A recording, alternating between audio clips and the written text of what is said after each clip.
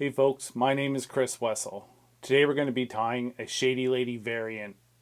This fly is meant to be swung in current and it's an excellent pattern for Atlantic salmon. So without further ado, let's get on into it. Alright, so as mentioned, today we're going to be tying a Shady Lady variant, and we're actually going to be doing it on a Sprite hook. These are cool little hooks with interesting bend in them. I really like them, I must say. So we're going to start with UTC 140, and we're using that in black. And we're just going to bring our thread down to just past the hook point.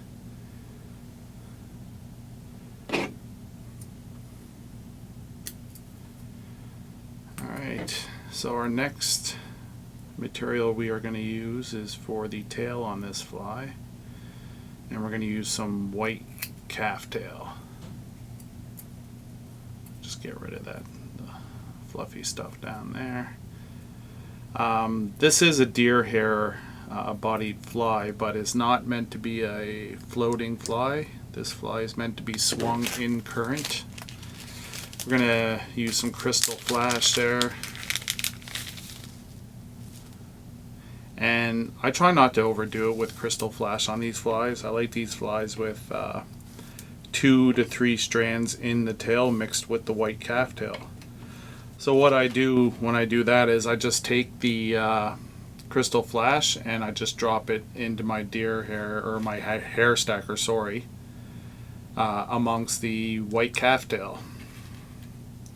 So it's kind of in there randomly, and once I stack it, everything's usually pretty straight. Sometimes the crystal flash will poke out a little bit, but you can just trim that off.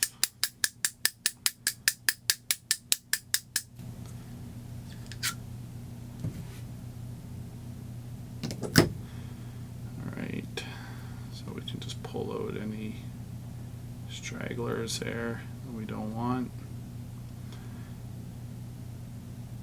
And we tie in our tail.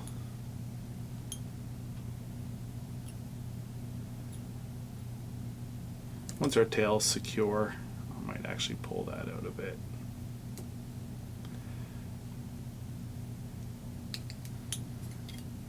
And loosen it up so I can pull it a little bit more length on it.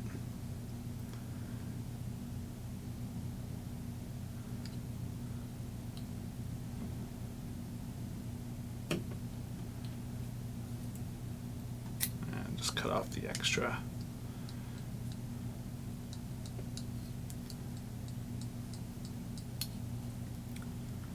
Found this to be a pretty good pattern in for the evenings and early mornings. I always find dark patterns work well for that. So now we're going to go with some Glow Bright, and we're using a chartreuse. It's a really good fly for getting attention, as it has that deer hair body, and it kind of sits closer to the surface.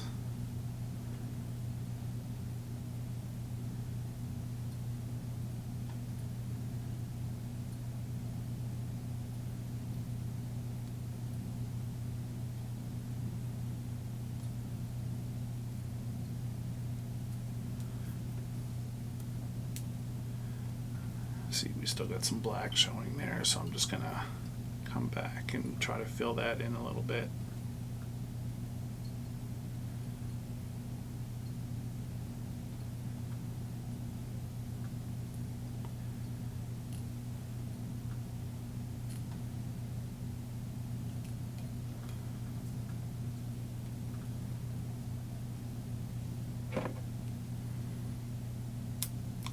Just going to bring this hood over to keep our butt section in place.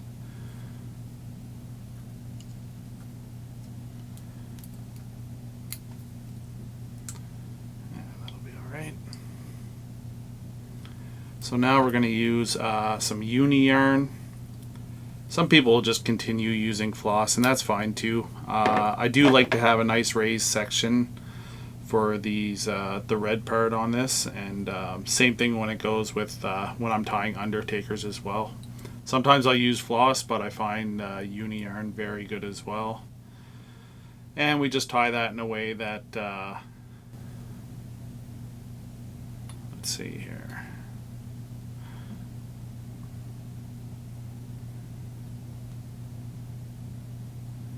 Our black deer hair is going to cover up some of that too, so.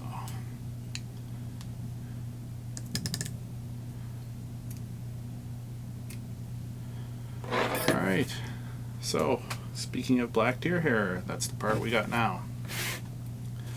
Just has some short deer hair here. Black seems to be one of those colors that is, it's really hit or miss. I've got some really good stuff from Shore lately, and I can't say I've ever had bad stuff from them, but I don't buy deer hair in the long premium strips because I don't find it spins as well. And the cool thing about these patterns is that excess I just trimmed off, I'm going to use that. So you're almost getting 2 clumps of body material out of the 1 clump that you snipped off. Usually I wouldn't do that if I was tying dry flies, because you want those base fibers where they hold the most air in the chambers of the hollow deer hair, but where this pattern's meant to be fished as a subsurface fly in current, it really doesn't matter. And you'll notice that we're also tying this sparse. I'm not going to compress it, and that's because number one, we don't want this to be a floating fly, and number two, it makes it easier to trim this into a skinnier body, which is what we'll be looking for.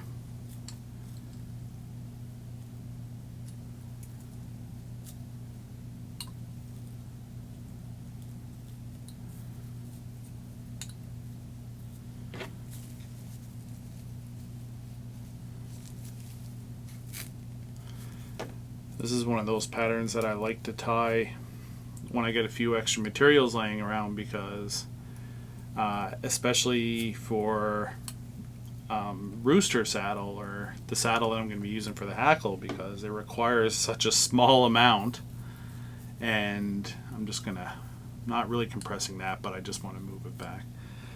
It requires such a small amount, so often I'm using black trimmings from when I tied bombers and stuff. So don't throw that stuff away, guys, because there's always a use for that kind of stuff. Alright, we should be where we want to be now. Alright, so we're going to tie this off, and we're going to do some trimming.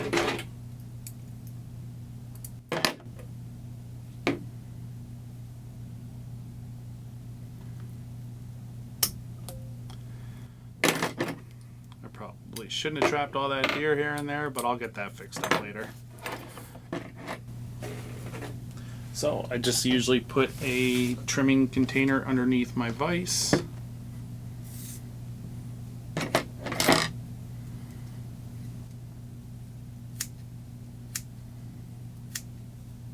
And we're just gonna come around. You could shape these in any style of body shape that you like. You got the cigar shape, you got a bomber shape that I usually use, but I generally go for a nice skinny body, and I'll just taper both ends.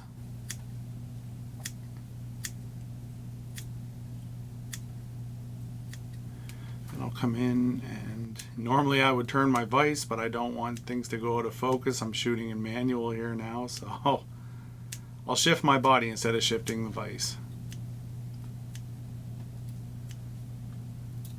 And we're just going to come up in behind here, trim off some of this. Just to clean it up here now.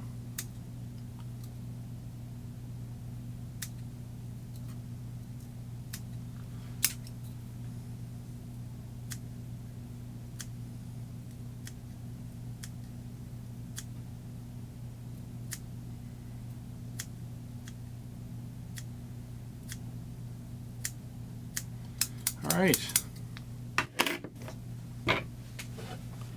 Just going to clear some of that. So, I have some of this Shore Genetic Rooster Hackle mini pack, and it's a smaller size.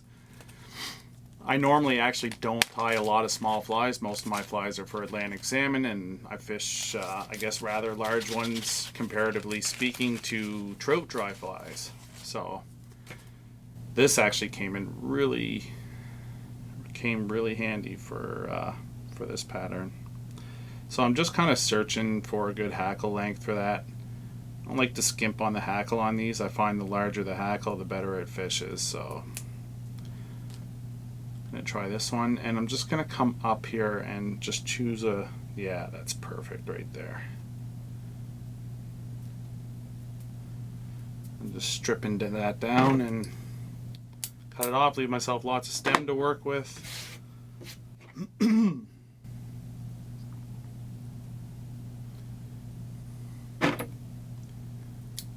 And we're going to tie in here. I've seen another tyer do a video, perhaps it was a video call with me, and he was showing me how he ties in his hackle, especially on these bugs, and I really liked his method, and I started using it, and I've even incorporated it with some of my bomber tying. I believe it was Chris Sinclair, actually. So now we're going to wrap this back. The way I like to wrap these is I like between 3 and 4 wraps on these, nice and sparse.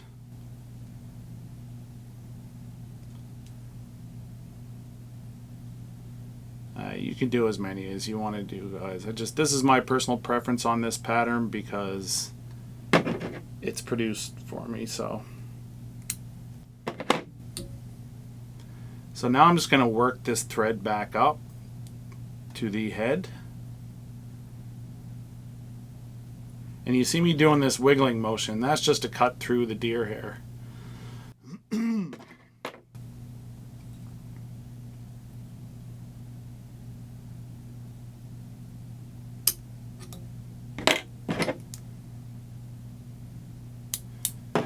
Alright folks, this is a Shady Lady variant.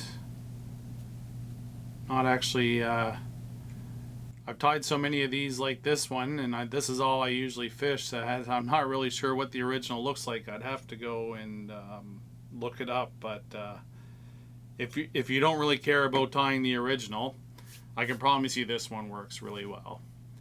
So thank you very much for watching, everybody, and if you haven't already, please hit that subscribe button. It helps me out a lot, and yeah, thanks again. Have a great day.